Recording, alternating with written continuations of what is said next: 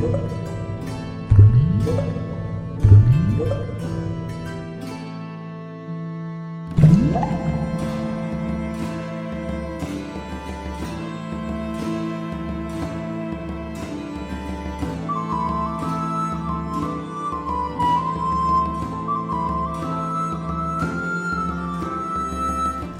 everybody, welcome to Board Online, Board Offline. Today we're going to teach you how to play Root. Now Root just finished up another successful Kickstarter. They've had several different printings, they've got 2 expansions. We're going to be teaching you the base game today. This is a game that is an absolute ton of fun. It has a pretty solid solo bot system that was actually created as a variant by a board game geek user who just really liked the game, wanted to create a better solo version than what was provided in one of the expansions, and that's being adopted by the creators of Root now, and which you can also get through that Kickstarter that just finished up. I'm sure they'll have a late, or I hope they'll have a late pledge for all that as well. So let's get right down to the table, and I'm going to teach you how to play Root. The version of Root that I'm using is the second printing. However, several of the factions have had their powers adjusted in the latest printing. To reflect this, I've printed off these changes and will use them when explaining the game to you. For instance, in my printing, the Field Hospital says whenever a marquee warrior is removed, you may spend a card matching its clearing to move the warrior to the clearing with the keep token. However, the updated version, as you can see here, says whenever any marquee warriors are removed, you may spend a card matching their clearing to place those warriors in the clearing with the keep token. The Woodland Alliance sympathy track has been adjusted as well. This first victory point that players would get for putting out their first sympathy token has been removed, as you can see here. Also, where players would get 2 victory points here, they now only get 1. And where 3 victory points were here, they now get 2. 4 victory points here, they now get 3. And finally, the Vagabond has 2 changes. Hostile has been adjusted, whereas it originally said score +1 victory point per hostile piece removed in battle. It now says score +1 per hostile piece removed in battle during your turn. Also, with the satchel, it originally said gained and repaired items go face up. It now reads gained items go face up, repaired items stay on current side. Before we get into the setup of Root, it would be helpful to first learn some golden rules, some key terms, concepts, and key actions that players should be familiar with in Root. First, let's discuss rules conflicts. If text on a card ever conflicts with the text in the rules reference, the card will always take precedence. If text in the Learn to Play guide conflicts with the rules reference, then the rules reference always takes precedence. This Learning to Play guide is recommended as the first thing players should read when learning to play Root. It's formatted in a much more conversational way and has lots of examples for the rules that it's teaching. However, the law of Root is much more structured and is much better for the purposes of referencing rules and looking up a specific rule in detail. Any rule that uses the term cannot is absolute. It cannot be overridden by another rule unless explicitly instructed. If 2 game effects happen simultaneously, the player currently taking her turn chooses the order in which they are resolved. Players may only reveal cards in their hand if explicitly instructed, but the number of cards in their hand is always public information. The discard pile may be searched through at any time.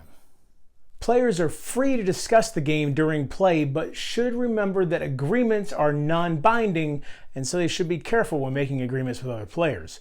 Also, players may not trade cards amongst themselves unless a game effect specifically tells them that they can. Each player's turn consists of 3 phases: Birdsong, Daylight, and Evening. After a player completes all 3 phases, the next clockwise player begins their turn. Play continues until one player has won the game. Each card has a suit found in this corner: bird, fox, mouse, and rabbit. Most cards also have an effect you can craft. Players can always treat the bird suit as a card of any other suit, even if the player must spend, take, or give multiple of the same suit. This means that when a player is prompted to discard or give away a fox, rabbit, or mouse card, the player must also treat bird cards as the prompted suit. However, reverse substitution does not work, so if the player is prompted to spend, discard, take, or give a bird card, she cannot substitute one of the other suits for the bird. Whenever the player is prompted to draw a card, she takes it from the shared deck. If this deck is ever empty, shuffle the discard pile to form a new deck. Whenever a player is prompted to discard or spend a card, she places it in the shared discard pile, unless it is a dominance card. There are 4 dominance cards matching the 4 suits. The player may spend a dominance card for its suit, but it cannot be crafted. The player may also play a dominance card to permanently change her victory condition. We'll discuss that in a bit more detail later in this video. There are 5 ambush cards, 1 rabbit, fox, and mouse, and 2 bird. The player may spend an ambush card for its suit, but it does not have a crafted effect. Ambush cards may also be spent in battle to deal hits, and we'll talk about that more in detail in just a bit. The map of the woodland is composed of many clearings linked by these paths. A clearing is adjacent to all other clearings linked to it by a path. Every clearing also has a suit assigned to it, either fox or rabbit or mouse. Besides the suit symbol, the color of the trees also tells the players which suit that clearing belongs to. Each clearing also has a number of slots shown as white boxes. Whenever a player places a building, it fills an open slot. The player may not place a building in a clearing with no open slots. Slots marked with an R, like this one, begin the game filled with ruins. Ruins can only be removed by the Vagabond's Explore action. Many clearings are linked by rivers. Rivers do not have any effect in the base game. A forest is adjacent to all clearings that it touches without crossing a path, and it is adjacent to all forests that are separated by only a single path. Each faction has a set of pieces listed on the back of its faction board. All pieces are limited by the contents of the game. If the player is ever prompted to place, take, or remove a piece, but she cannot, she must place, take, or remove the maximum number possible. If the player is prompted to place a warrior, she takes it from her supply. If one of her warriors is ever removed, she returns it to her supply. If the player is prompted to place a building, she takes the leftmost building from its track on her faction board and places it in the appropriate slot. If one of her buildings is removed, she likewise returns it to the rightmost empty space of its track. If the player is prompted to take a token, she takes it from her supply, or she takes it from the leftmost token space on the token track. And if one of her tokens is removed, she returns it to the supply, or she returns it to the rightmost empty space of the token track. The Vagabond pawn can never be removed from the map. If she is prompted to take an item, the player takes it from the shared supply on the board and places it in the crafted items box of her faction board. If the player is ever prompted to remove an item, she returns it to the box. A player's play area is the area around her faction board. A player's enemy is any other faction not currently in a coalition with her. We'll discuss coalitions a little bit later in this video. The ruler of a clearing is the player with the most total warriors and buildings in that clearing. So in this case, the Marquis Cat has 1 warrior and 2 buildings, while the Woodland Alliance only has 2 warriors. Since the Marquis Cat has 3 total pieces here, the Marquis are the rulers of this clearing. Tokens do not contribute to ruling a clearing. Also, the Vagabond is a pawn, not a warrior, and so he also does not contribute to ruling a clearing. If there is a tie between players in a clearing, no one there is the ruler, so if this building were not here, now there would be no ruler for this clearing because the Marquis Cat and the Woodland Alliance both have 2 warriors and/or buildings in this clearing. The first player to reach 30 points wins the game immediately. If multiple players reach 30 points at the same time, the player taking the current turn wins. Each faction has a unique way to score victory points, but any faction can score victory points in the following ways. Whenever a faction removes an enemy faction token or building, they score 1 victory point for each. Whenever a player crafts an item, she gains that item and also scores the victory points listed on the card.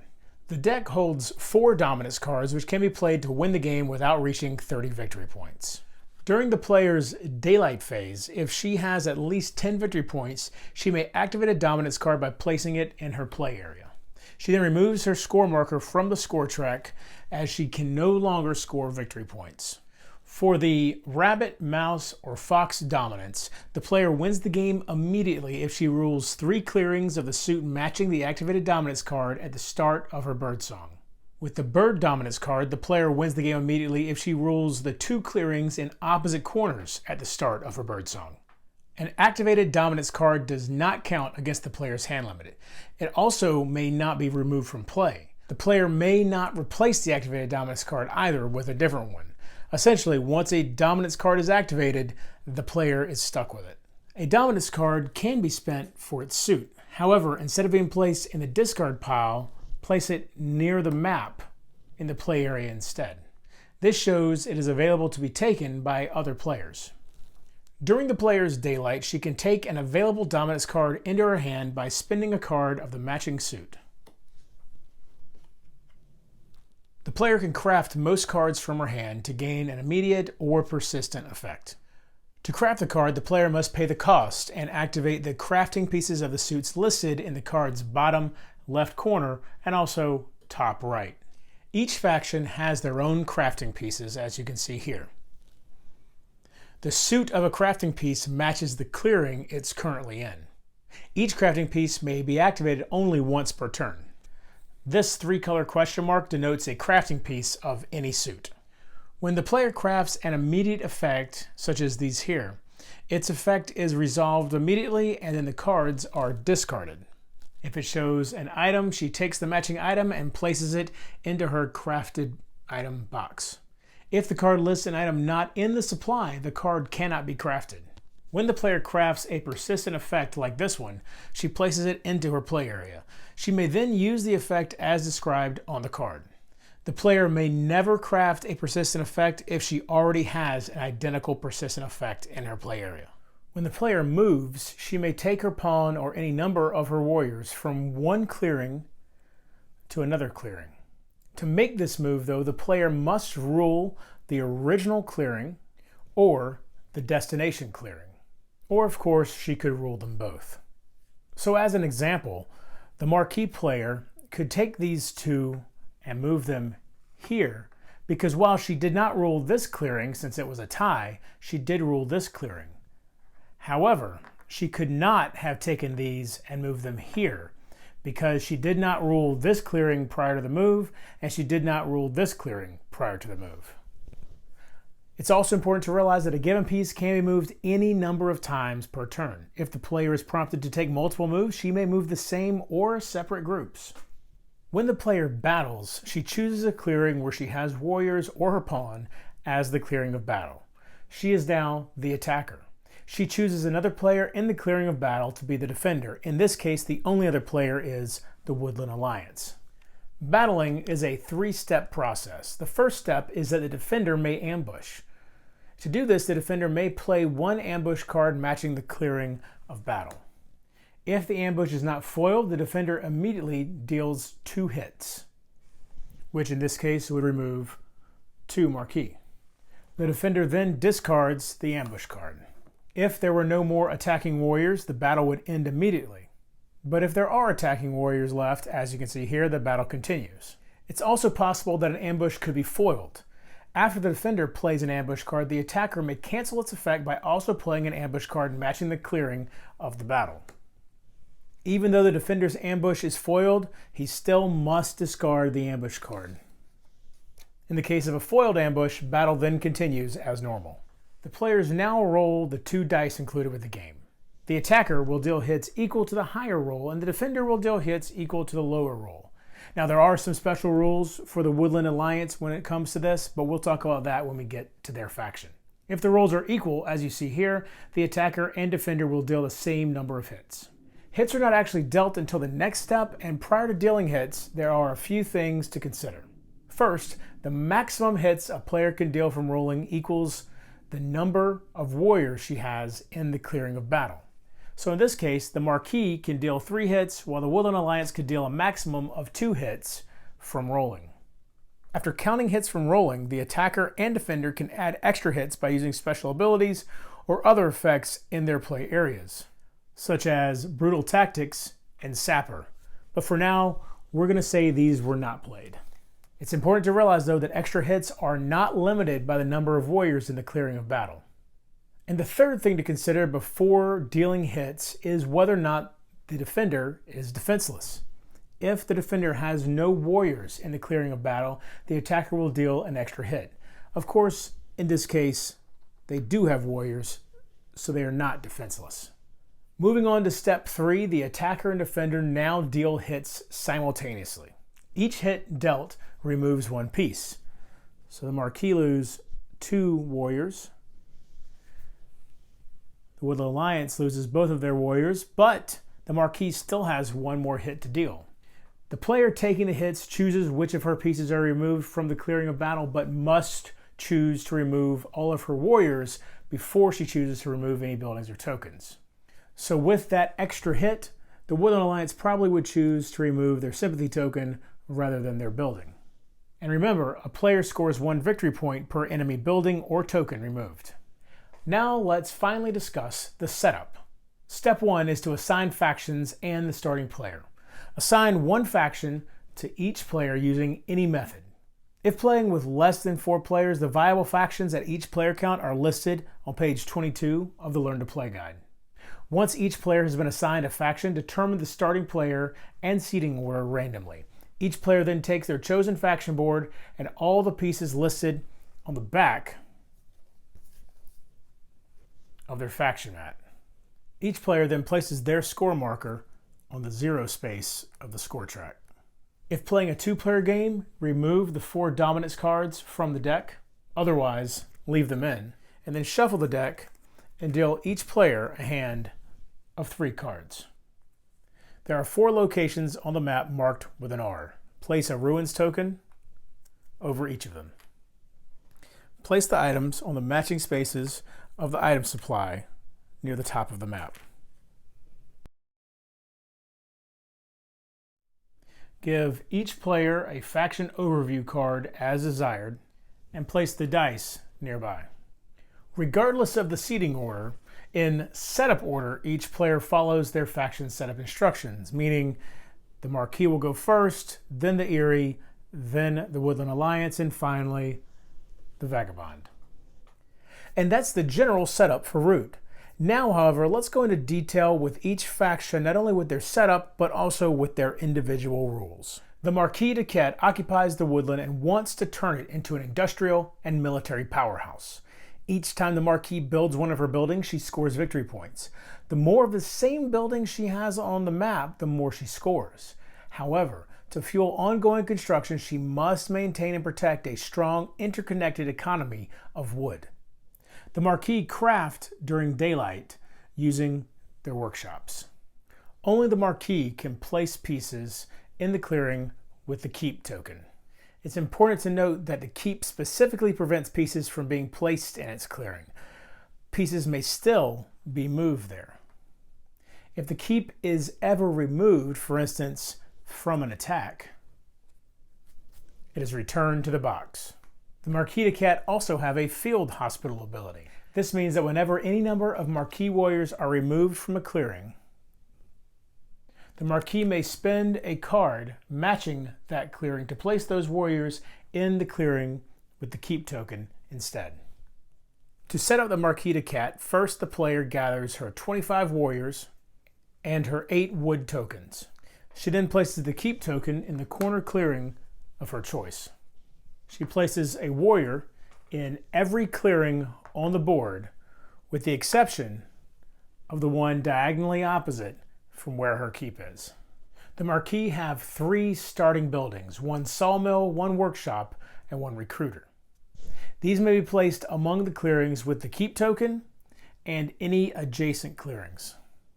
And they may be placed in any combination. So players could put 1 there, 1 here, and 1 here, or this sawmill could be moved down here so that 2 buildings are in this clearing.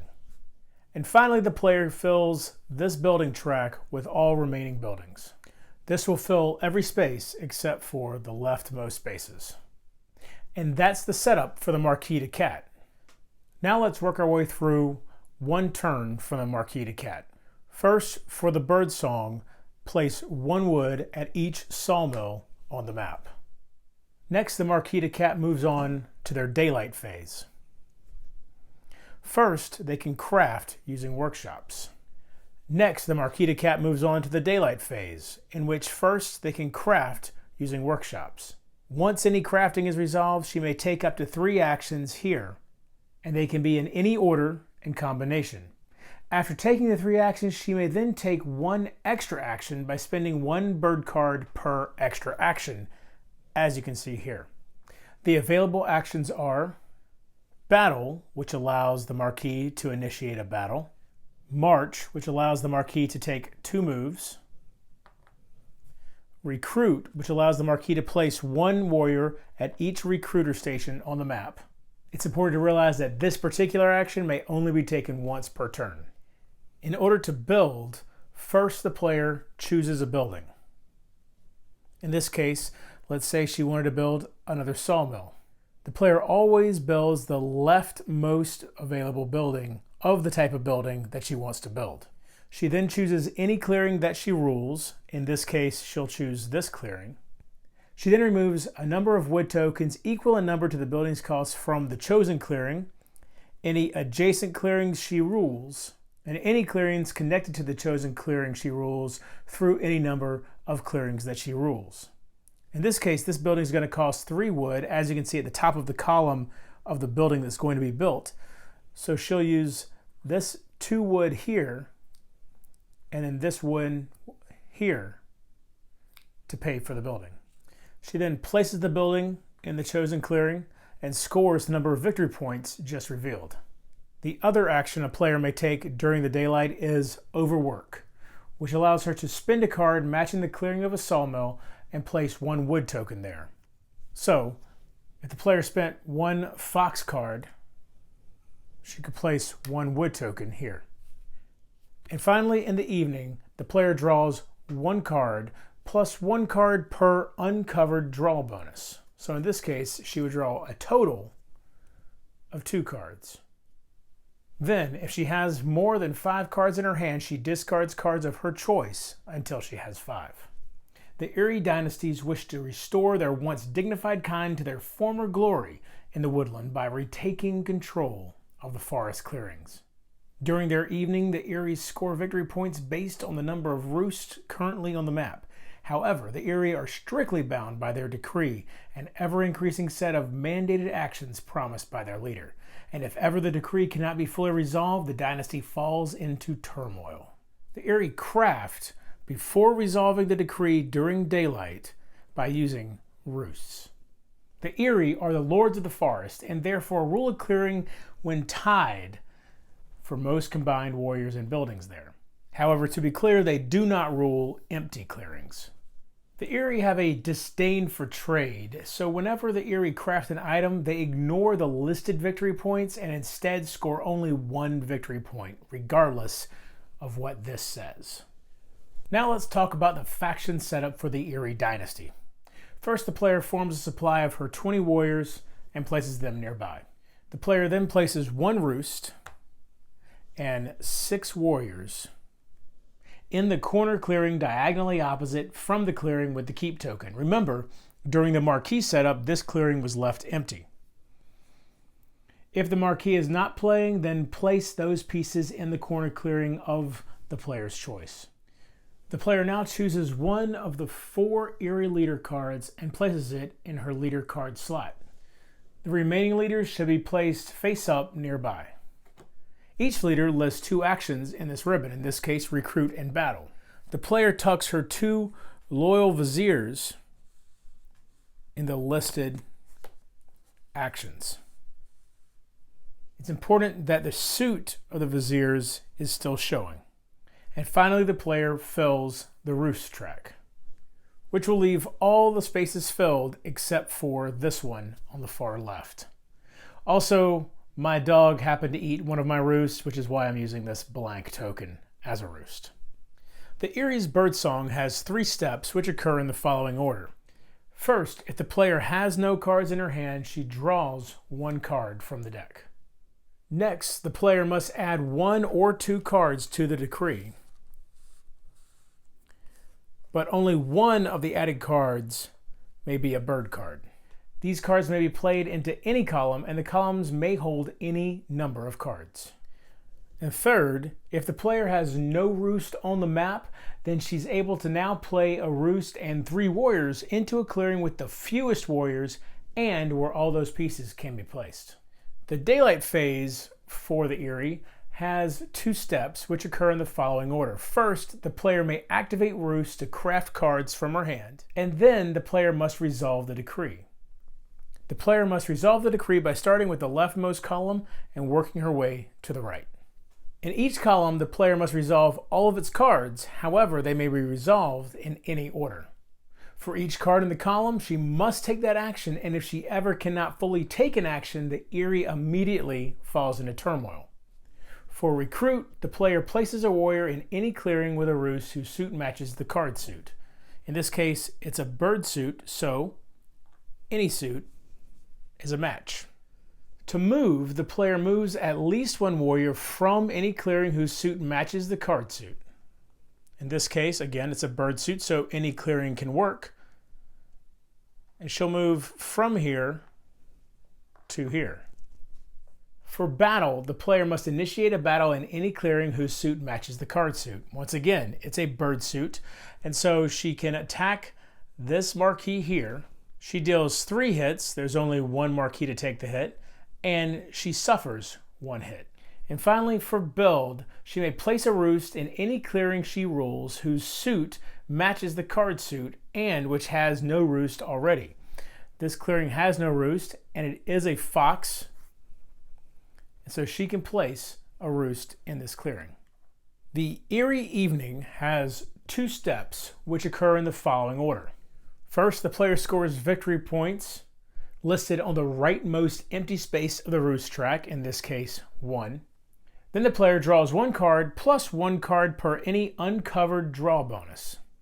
Then, if she has more than 5 cards in her hand, she discards cards of her choice until she has 5. As previously mentioned, if the player ever cannot fully take an action in the decree for any reason, the EYRIE falls into turmoil. So let's say back when they were going to do the build step, the player, instead of having this fox here, had a rabbit card.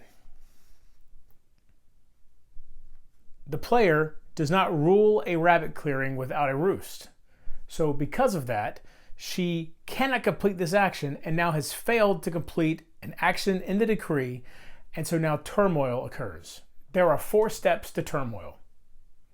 Step 1 is humiliate. The player loses 1 victory point per bird card in the decree, including the loyal viziers. So in this case, there are 3 bird cards. The player would lose 3 victory points. Step 2 is the purge. The player discards all of the cards in the decree except for the loyal viziers. Step 3 is depose. The player flips her current leader face down and sets it aside. She then chooses a new leader from those face up and places it on the faction board. The loyal viziers are then moved to the appropriate locations. The loyal viziers are then moved to the appropriate locations. If the player must choose a new leader but none are face up because she has already gone through all 4 leaders, she flips them all face up and chooses from the original 4. And the final step of turmoil is to rest. Daylight ends and evening begins.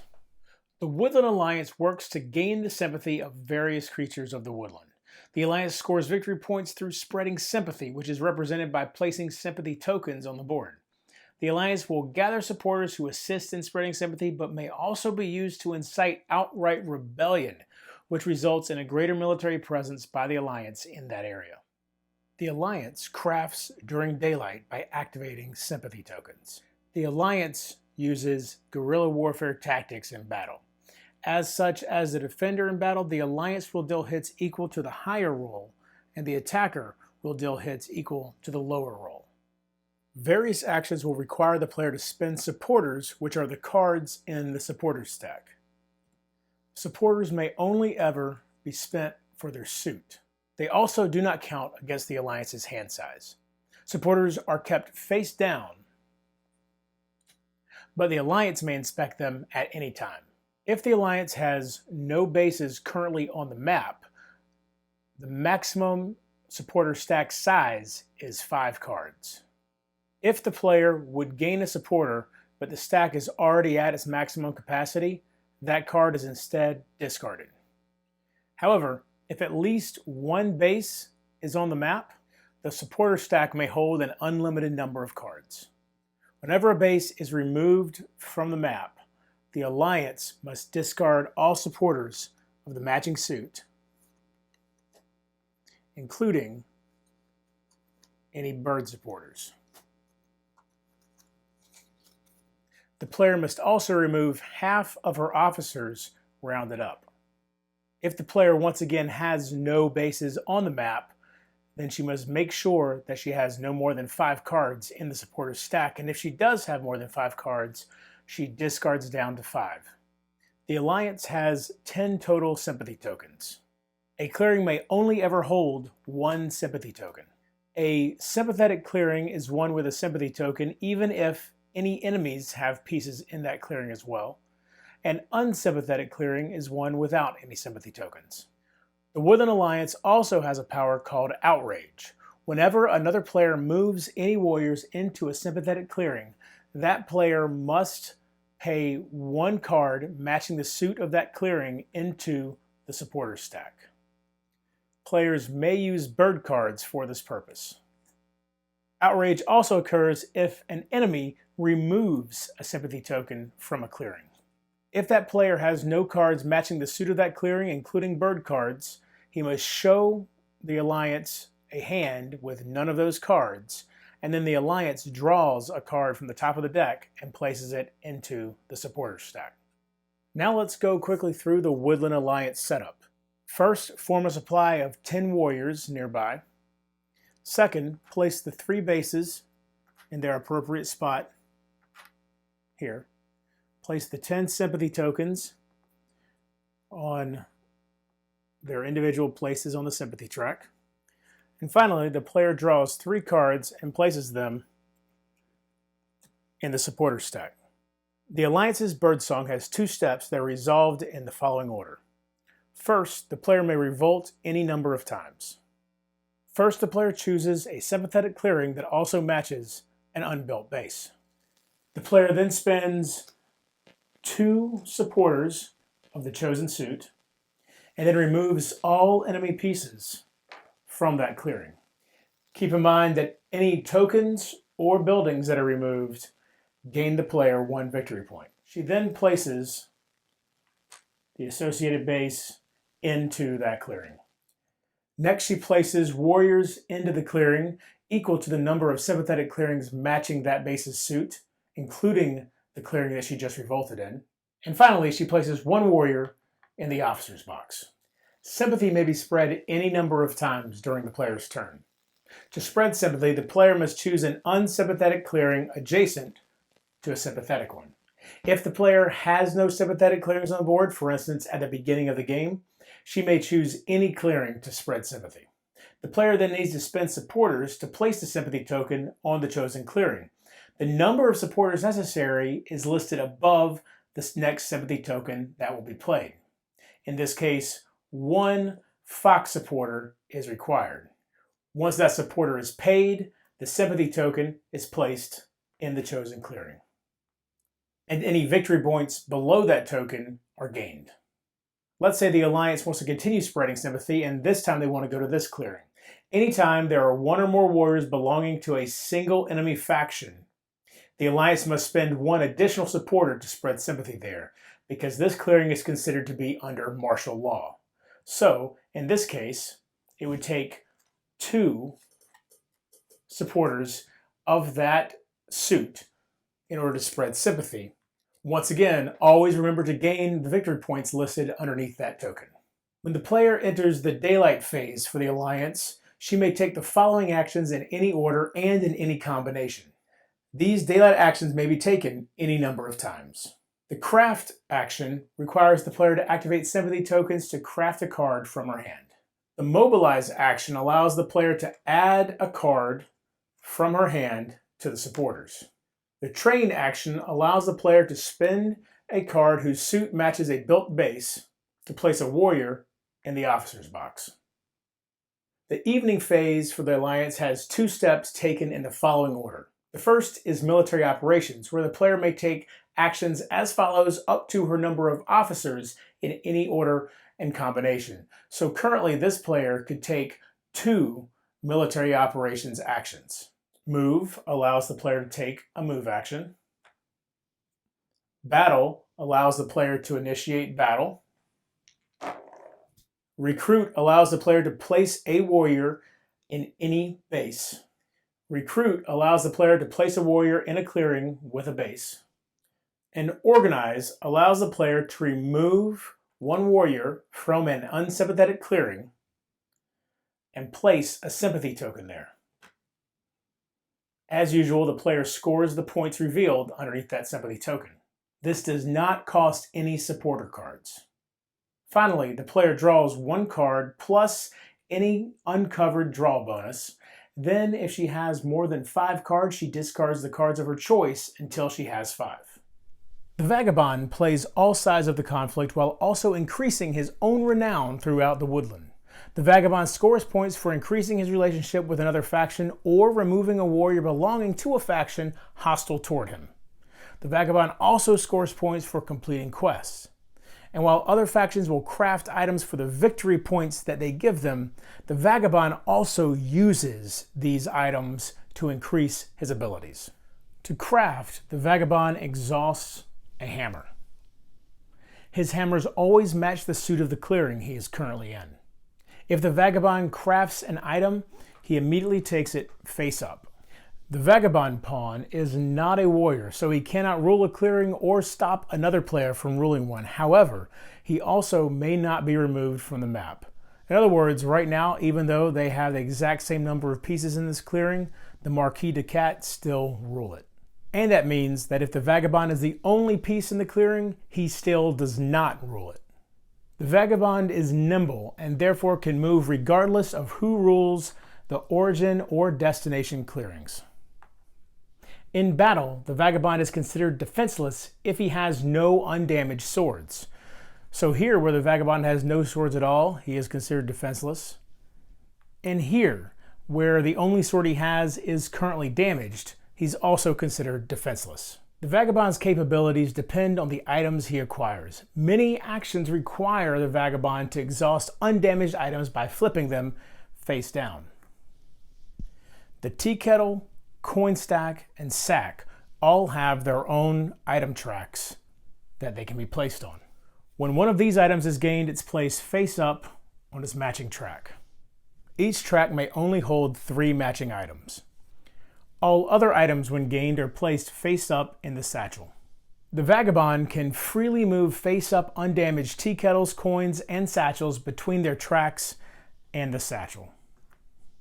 In battle, the Vagabond's maximum rolled hits equals his undamaged swords in his satchel, whether they are face up or down. So currently, he can only roll 1 hit at the most. Whenever the Vagabond takes a hit, he must damage 1 undamaged item, moving it to his damaged box.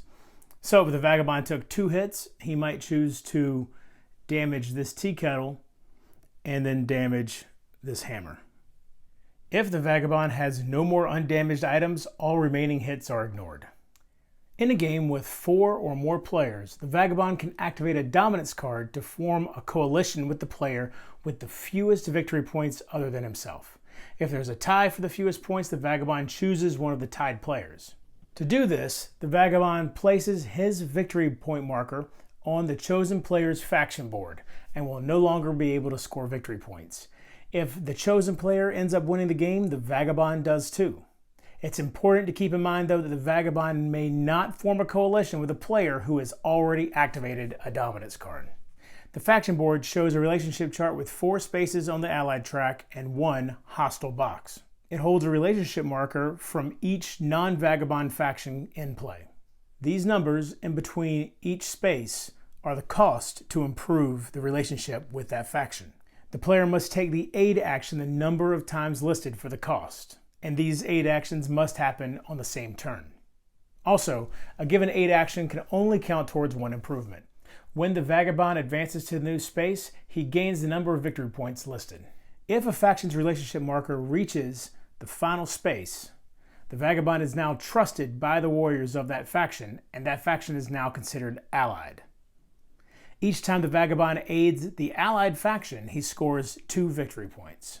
Whenever the Vagabond moves during daylight, allied warriors from one allied faction may move with the Vagabond as well. The allied warriors follow the normal movement rules for their faction and do not gain the Vagabond's nimble special ability. Whenever the Vagabond initiates battle, he may treat allied warriors of one faction in the clearing of battle as his own. The max hits he can roll equals the number of that ally's warriors there plus the total undamaged swords he has. If the Vagabond has chosen to attack his ally, he may not treat that ally's warriors as his own. In a battle where the Vagabond treats allied warriors as his own, he can take hits by removing allied warriors instead of damaging his own equipment. However, if the Vagabond takes more hits by removing allied warriors than by damaging items during the same battle, that allied faction becomes hostile. This rule overrides the normal condition for becoming hostile. Let's say for a moment that the Vagabond is allied with the Marquis de Cat. If the Vagabond causes outrage in any way, the Vagabond is the one who must give the matching card to the alliance. If the Vagabond ever removes a warrior of a non-hostile faction, their relationship marker immediately moves to the hostile box, regardless of where it is currently on the allied track. This faction is now considered hostile. Whenever the Vagabond removes a piece of a hostile faction in battle during his turn, he scores 1 victory point. This is in addition to points scored for enemy buildings and tokens. However, keep in mind the player does not score a point for removing the warrior that made the faction hostile in the first place. In order to move into a clearing with any warriors of a hostile faction, the Vagabond must exhaust an extra boot on top of the one he normally would exhaust. The Vagabond cannot move the relationship marker out of the hostile box by using aid, but still can aid a hostile faction in order to take a crafted item. Coalitions, as mentioned earlier, can still be formed with hostile factions. If the Vagabond does form a coalition with a hostile faction, for instance with the Marquis de Cat, the relationship marker is then moved to the indifferent space. Now let's discuss setting up the Vagabond. First, the player chooses a character card and places it in the character card slot. Next, the player places the Vagabond in any forest. Next, the player shuffles the quest deck, draws 3 quest cards, and places them nearby. The player then takes the 4 ruin items marked with an R and places the 4 ruins from the map on top of them. The player then shuffles these around and randomly places them out back on the map in each of the ruin locations. The players should not know which item is beneath which ruin. Vagabond starting items are all marked with an S, as you see here. The player takes the appropriate starting items based on the character card and places them either in the satchel or their appropriate track. All other starting items are placed back in the box. The player then takes a relationship marker for each non-Vagabond faction in play and places them all on the indifferent space of the relationship chart. The Vagabond's Birdsong has 2 steps taken in the following order. First, refresh 3 items plus 2 additional ones for each tea kettle on this track. In this case, a total of 3 items could be refreshed, like so. Slip allows the Vagabond to move into an adjacent clearing or forest without exhausting any boots. So he can move here, or he can move here. or to any other adjacent clearing or forest. This includes, by the way, moving into a hostile clearing. In the daylight phase, the Vagabond can exhaust items to take the following actions in any order and combination. If a tea kettle, coin stack, or sack are ever exhausted, they must be moved to the satchel until they are unexhausted. To move, the Vagabond exhausts one boot, plus one more if the destination clearing has any hostile warriors as previously mentioned. The Vagabond can use a move to move from a forest to an adjacent clearing, or from a clearing to another adjacent clearing. However, the Vagabond may not use this move to move from a clearing to an adjacent forest. To battle, the Vagabond exhausts one sword. To take the Explorer action, the Vagabond exhausts one torch. This allows the Vagabond to take one item from underneath a ruin and immediately add it to either its track or the satchel. The ruin must be in the clearing the Vagabond is currently in. If the ruin has no more items underneath it, the ruin is removed from the board. This opens up a new space for buildings to be built. Every time the Vagabond explores and gains an item, he scores one victory point. To aid a faction, the Vagabond may exhaust any one item and give a card matching the current clearing to that player. The player being aided must have at least one piece in the clearing the Vagabond is currently in. Each time the Vagabond aids another player, the Vagabond may take one item, if the player has any, from that player's crafted items box and place it face up in his satchel or the appropriate track. And don't forget to move the relationship track as appropriate. To complete a quest, the Vagabond must choose one matching the suit of the clearing he's currently in. He then exhausts the two necessary items and then places this quest in his play area. The Vagabond then either draws two cards or scores one victory point per quest of the matching suit already completed, including this one. The Vagabond can use a crossbow to strike. To do this, the Vagabond exhausts the crossbow and then removes a warrior from the clearing. If a player has no warriors there, the Vagabond may instead remove one building token for that player. It's important to note that warriors for a different faction do not have to be taken out in order to take out a building of another faction. So, if the Vagabond were to strike in this clearing, he could choose to either take out this EYRIE warrior or take out this building for the Marquis de Cat. To repair, the Vagabond exhausts one hammer to move one damaged item to the satchel or its matching track. The item stays on its current side. To craft, the Vagabond plays a card from his hand and exhausts the hammer of the listed suit in order to craft it. Remember, hammers match the suit of the current clearing the Vagabond is in. So in this case, two foxes are needed. The Vagabond is in the fox clearing, exhausts two hammers to craft the arms trader. If an item is crafted as we see here, it can be placed directly into the satchel or its appropriate track. To take the special action of the Vagabond's character, he may exhaust a torch and then take that action. The evening has 4 steps that are taken as follows. If the Vagabond is in a forest, move all items in his damaged box back to the satchel or the appropriate track and flip them face up. Draw one card plus one card per coin stack on the track.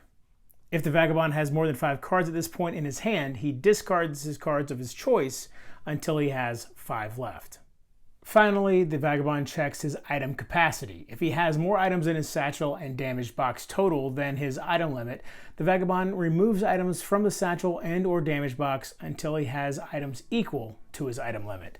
In this case, he has 2 sacks, so he can have 6 items plus 2 for each of these, 10 items total, and you can see he only has 7 in his satchel. Any items removed in this way are returned to the box. And that's how you play Root. I hope you have enjoyed this video. If you did, please give it a thumbs up. If you like my channel, please subscribe. You can find more videos on Root. I've got a gameplay up using those solo bots I was talking about. And if you want to support the channel, check the description below for various ways you can do that. And until next time, if you're bored online, bored offline.